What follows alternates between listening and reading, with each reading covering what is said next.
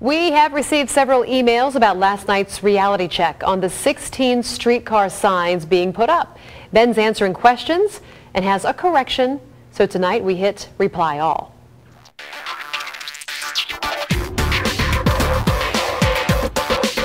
Well, first, a clarification. Last night I pointed out that the streetcar signs were paid for with grant money, but that city workers had to install them and that taxpayers might have to pay to take them down. It was true the taxpayers paid for it, but not necessarily just local taxpayers. Turns out the $2,900 in grant money for those 16 streetcar signs included the cost to have them put them up, and the grant will also pay if they have to be taken down. Now, also in response to last night's reality check on the streetcar signs, I was sent this email from Donna in Covington. She wants to know, I heard a city council member, can't remember who, on the news sometime in the past year say that even if they built the streetcar, the city has no money to run it.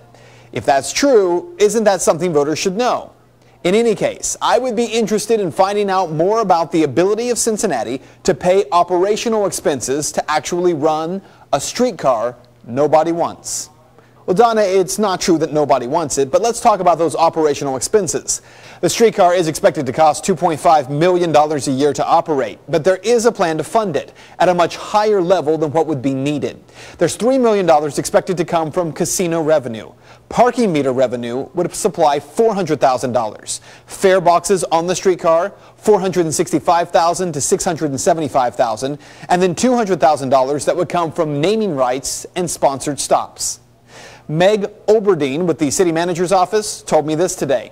This will ensure that the streetcar never competes for funding with essential services such as police and fire protection or trash pickup. Okay, but now comes the question. If the city has come up with $4 million, and that's the low estimate, to fund the streetcar, shouldn't that money go to the general fund of a city that's projected to have something like $33 million in deficit next year? Well, before you get that far, go back and look at the numbers.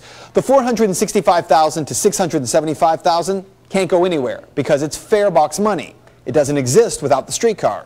Same with the naming rights and the sponsored stops. That $200,000 only exists if the streetcar does.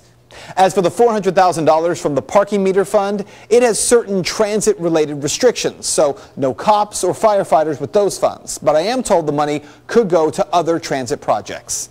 So here's what you need to know. The $3 million in casino revenue, there are no restrictions on that. Council has the ability to do with that money what they want. And a lot of people would say, put it to better use.